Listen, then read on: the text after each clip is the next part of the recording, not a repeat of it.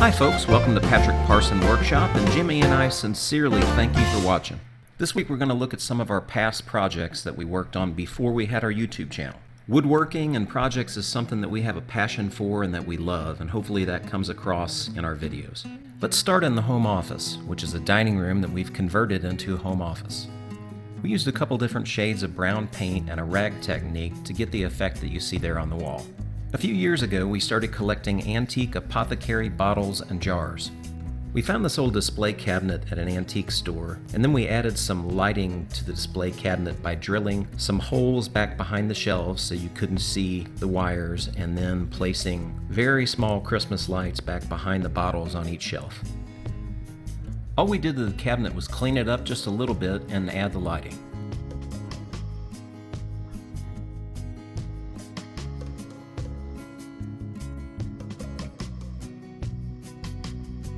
One of the first carvings that we ever did was this angel that was carved from ash. I think it turned out okay, but there's a lot of things that I would change if I had it to do over again. One is that I either wouldn't stain it or I wouldn't stain it so dark of a color. You can see here in the picture of the angel before I stained it, I think it looked a little better, that natural color. So I would either leave it that color or stain it a lighter color.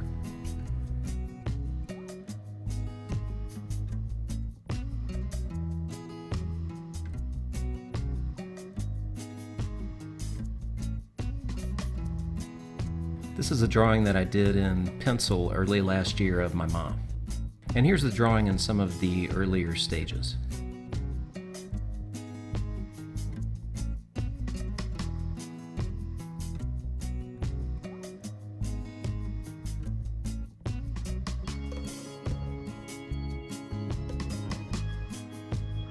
This is a really old, ornate oak church pew that my mom gave me about 20 years ago. It was really dark, it had a really dark finish, so I stripped all that off, and now I think it looks pretty good with this honey oak finish.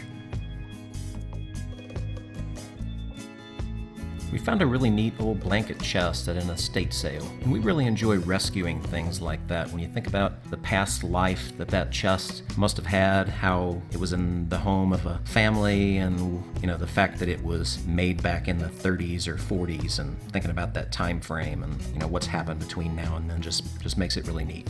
One of the big problems with this chest, we didn't find this out until we got the chest home. Apparently there was a cat or some cats that had used this chest as a litter box. So we had a lot of cleaning to do, and we had to leave the chest out in our garage for about a month and a half while we aired it out and cleaned it and tried various methods to get the smell out of the trunk. Now everything's fine. We've got the smell completely out, and it's just a great old chest, and we use it for keeping blankets and things in. The original banister that the builder put in going up the stairs wasn't very secure. One or two of the mounts where the banister mounts to the wall was connected to only drywall, and it just really needed to be replaced. So the trim that you see there next to the stairs, that was already there, so I added to that and brought some vertical pieces and also a second trim piece that the banister mounts to. So now the banisters are secured to that trim piece and also the stud behind the trim piece.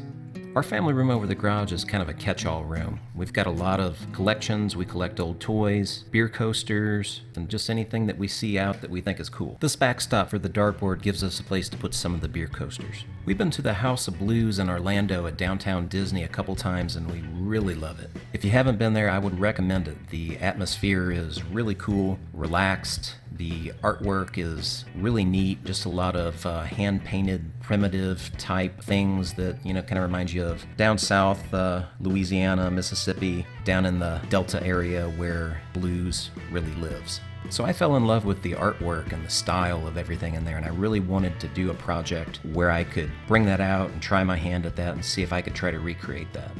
So our House of Blues dresser, I guess you would call this, is a piece of furniture that we found, I think, at an antique store quite a while back. And I thought it would give me a good palette to try to add some of these carvings, some decoupage and bottle caps and different things like that that try to really capture that House of Blues style. On this side, I did a decoupage technique, and I just took a bunch of scraps from magazines and newspapers and things like that and put them all together and then used the decoupage paste to fix it to the wood.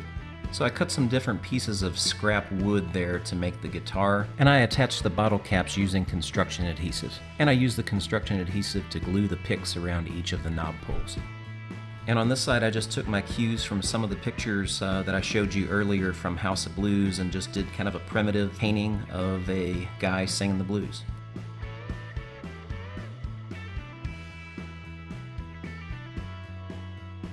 The pull for the big door on the right is a musical note. I carved it, painted it, and then attached it to the cabinet door with some dowels.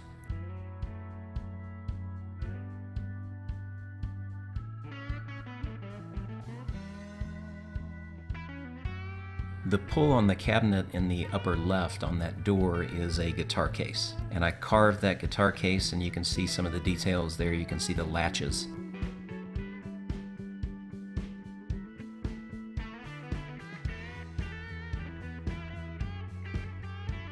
I took the mirrors out of this nice mirror frame that I found at an auction many years ago. Then I used that frame for the front of this display case for my Marine Corps uniform and memorabilia. I built an oak case with a smaller top section and a larger bottom section for my uniform.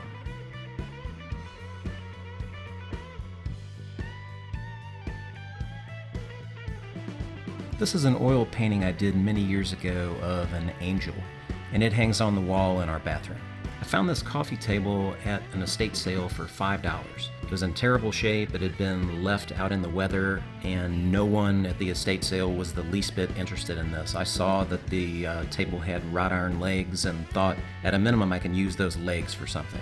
I took some time to strip some of the paint and weather and old finishes off the table, and it turned out it was actually pretty nice. We were able to use the wood that was originally on the table. I just put a finish on there, and it was good to go. I saw a penny backsplash like this years ago behind the bar at the Flying Saucer in Columbia, South Carolina. We applied the pennies to the wall using a tile mat set called Bondera, and then we finished it with some dark gray grout. We love England and all things English, and we'd love to vacation there someday. We got interested in collecting these Toby jugs a couple of years ago. One of the next projects that I want to do, hopefully by the end of the year, is build a display case for these Toby jugs. We hope that our projects inspire you to go out and build something. But whether you build one of our projects, adapt one of our plans and put your own spin on it, or you're just watching to hang out with Jimmy and I for a few minutes, we're definitely glad you're here, right, Jimmy? I'm busy back here. Told you that.